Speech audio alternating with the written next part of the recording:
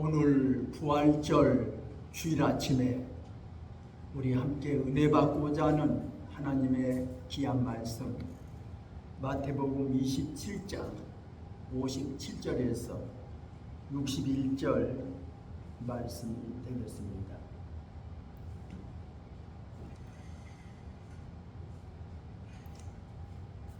저물었을 때에 아리마대의 부자 요셉이라 하는 사람이 왔으니 그도 예수의 제자라.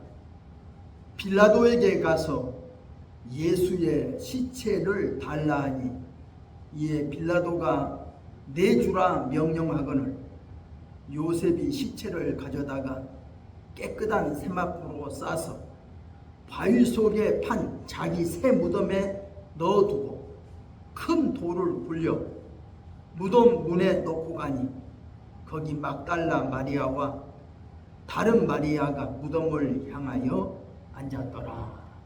아멘.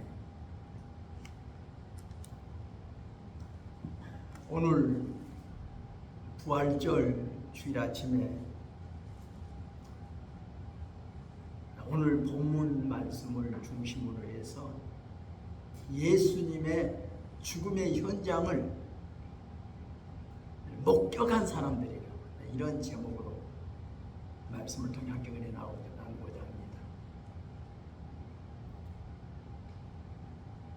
우리가 신약 성경 마태복음, 마가복음, 누가복음, 요한복음 사복음을 종합해서 읽어보면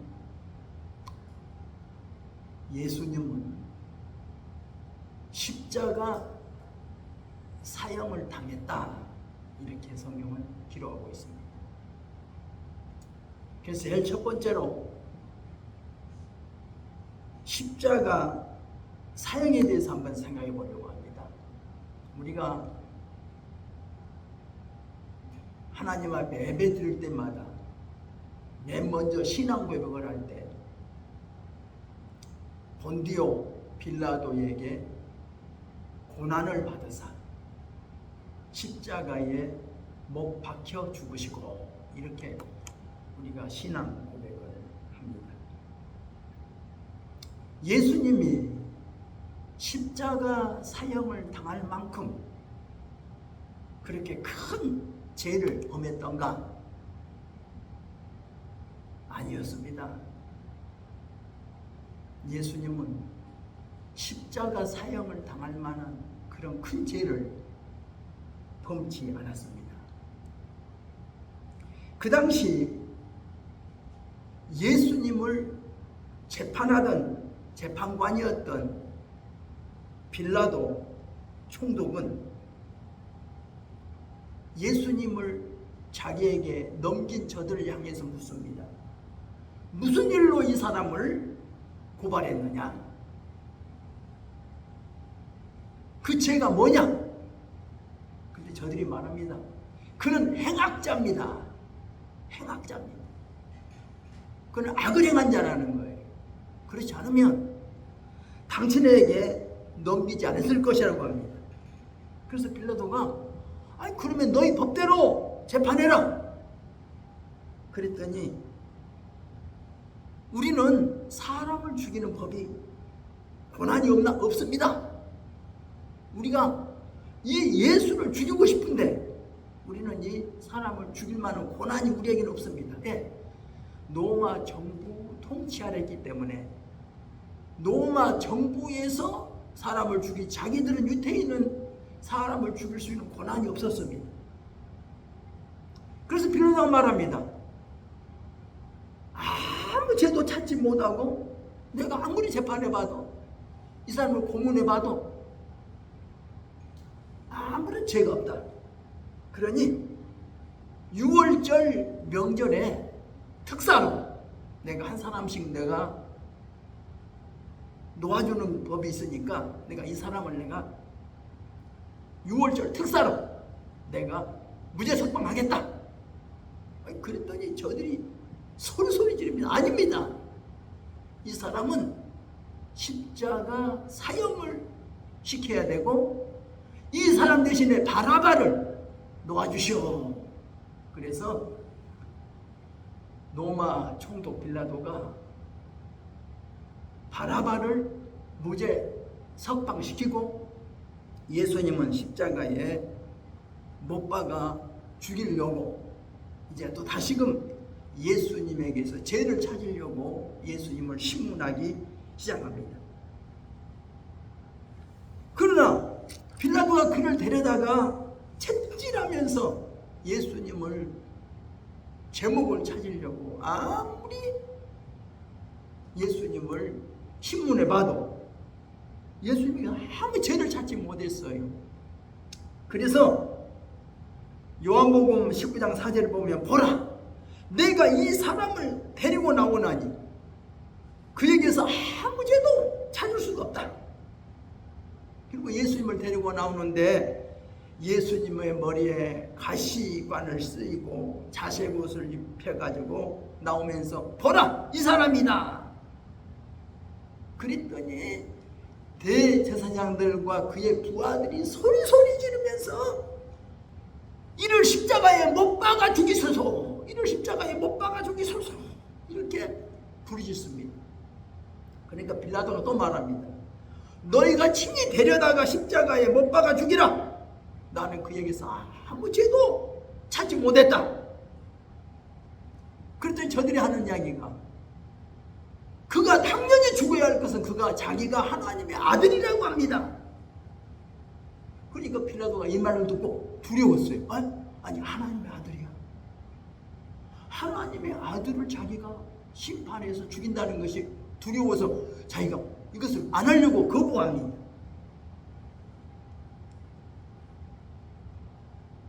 그래서 예수님에게 묻습니다. 너는 어디로서 왔느냐?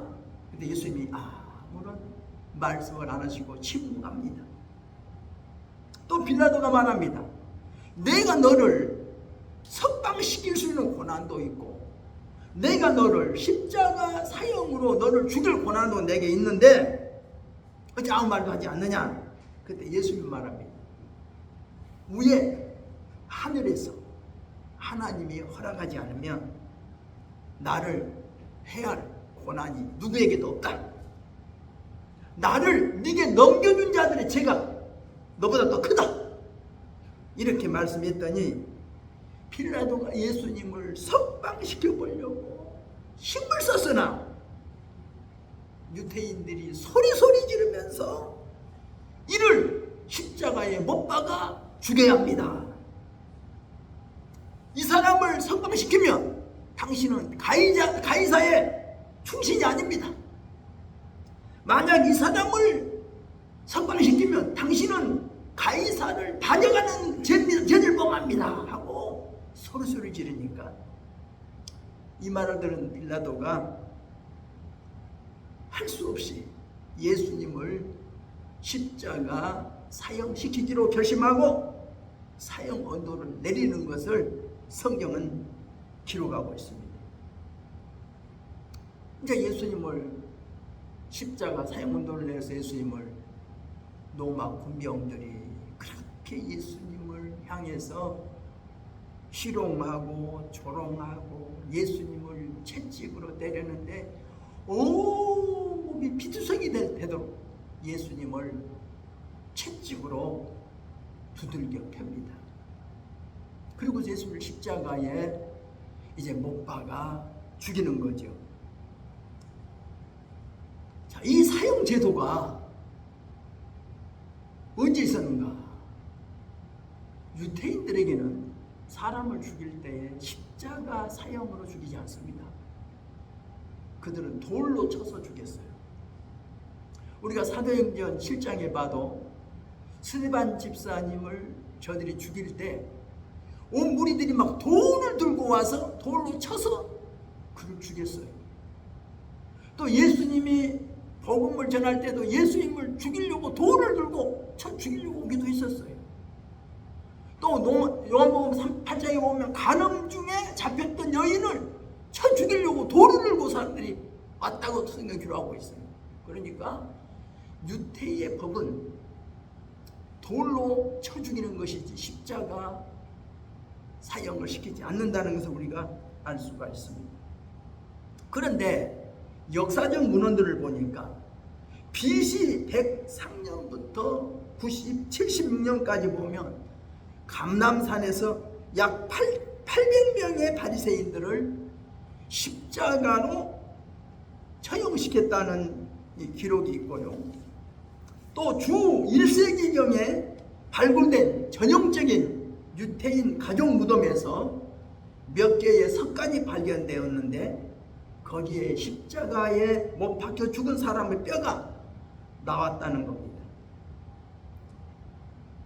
이 석관에 죽은 이 사람은 약 24살에서 26살 된 젊은인데 처형된 제목은 알 수 없지만 그가 십자가에 못 박혀 죽었다는 것을 고고학적으로 증명되고 있습니다.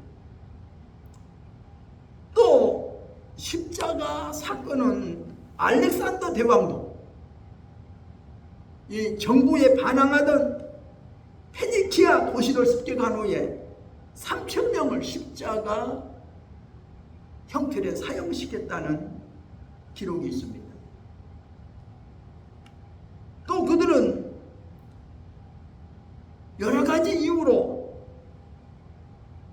십자가 사형을 시켰는데 기원전 약 500년경에는 다리우스 왕이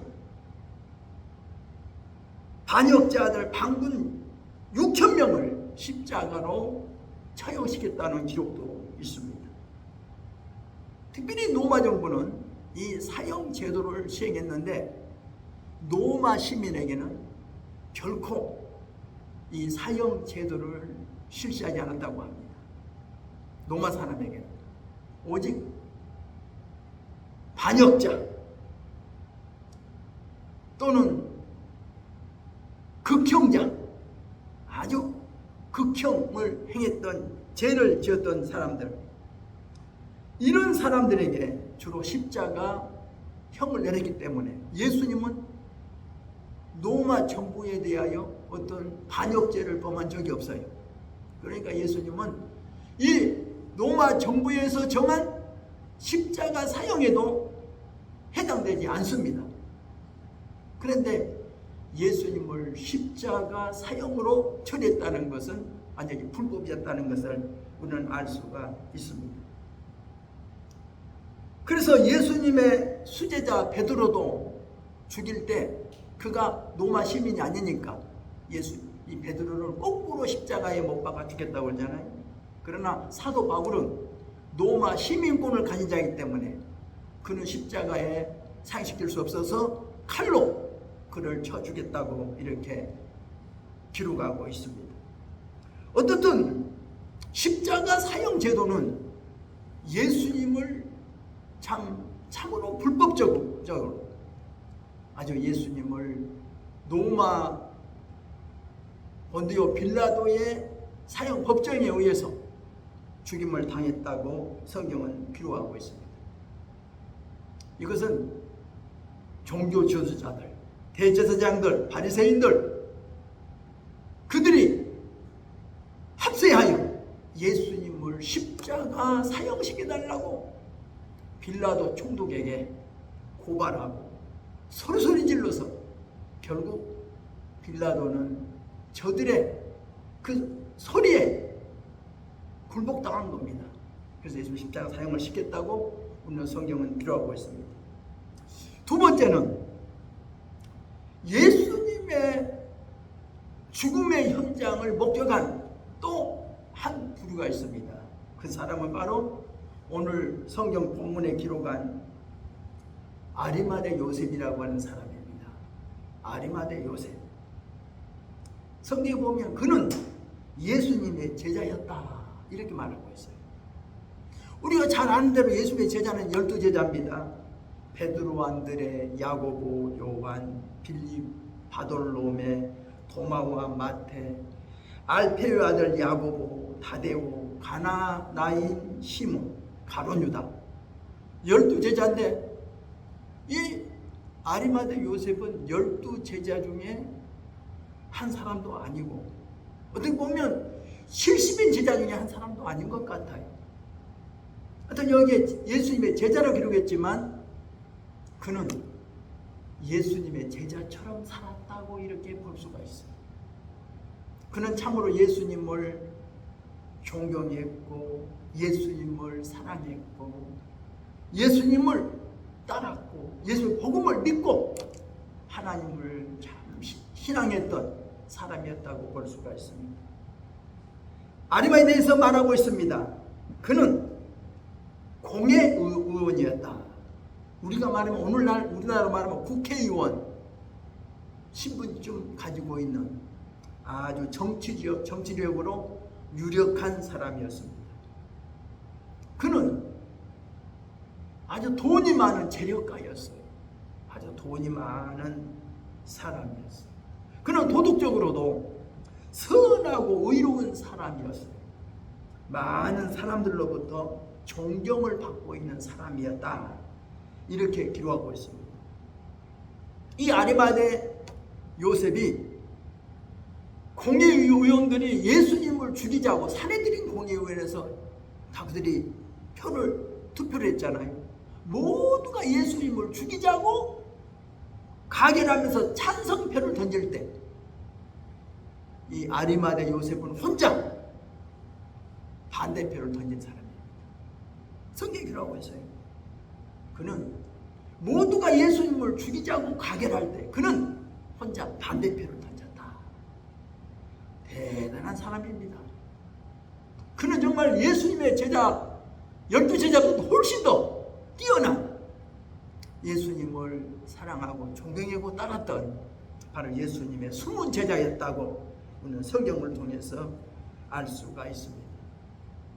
그는 또 예수님을 시체를 달라고 빌라도에게 찾아가서 예수님의 시체를 달라고 요구했습니다.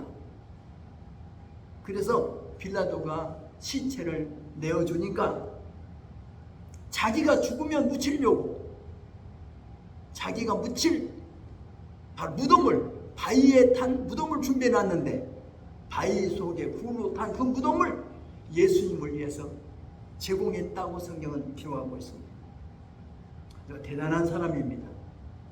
아마 요즘 많은 사람들이 남을 위해서 어떤 것을 내주고 해도 자기가 죽어서 묻히려고 하는 자기 무덤자리까지 내준 사람은 보기 드물 겁니다. 그러나 아리마대 요셉은 자기가 죽어서 묻힐 그 무덤을 예수님을 위해서 제공한 아주 귀한 예수님의 제자였다고 하는 것을 우리가 알 수가 있습니다. 또 한 가지 여기서 짚고 넘어갈 것이 있습니다. 그게 뭡니까? 십자가. 참 십자가 사역이 그 당시에 얼마나 컸던가 하는 겁니다. 십자가에는 죽음은 그냥 쉽게 몇 시간 내에 목숨이 끊어져 죽는 게 아닙니다. 며칠 또는 몇 주간 때로는 한 달까지도 갔다고 그래요.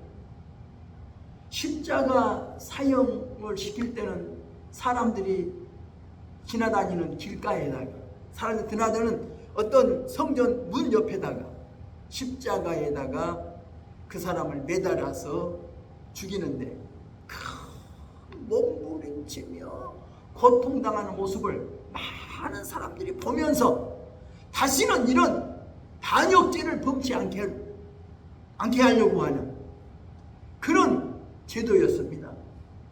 그러니까 십자가에다가 매달아서 그냥 사람들이 그 고통당하고 죽은 모습을 보는 겁니다. 구경하는 거예요. 그런데 유대인들이 빌라도를 찾아갑니다. 왜냐하면 6월절 명절은 큰 명절이거든요. 유대인들은 6월절 명절을 아주 큰 명절로 생각하는데 6월절 명절에 자기들이 맛있게 음식도 먹으면서 명절을 즐기려고 하는데 예수님이 십자가 사형틀에 매달려서 고통당하고 있는 모습을 보면서 명절을 지키는 것이 마음에 껄찍스러워. 그러니까 빌라도를 찾아가서 빨리 그 시체를 치워달라고 요구합니다. 그래서 저들의 요구에 따라서 빌라도가 예수님과 함께 죽었던 강도들까지 합해서 십자가에서 시체를 치웠다고 하는 것도 우리가 성경을 통해서 알 수가 있습니다.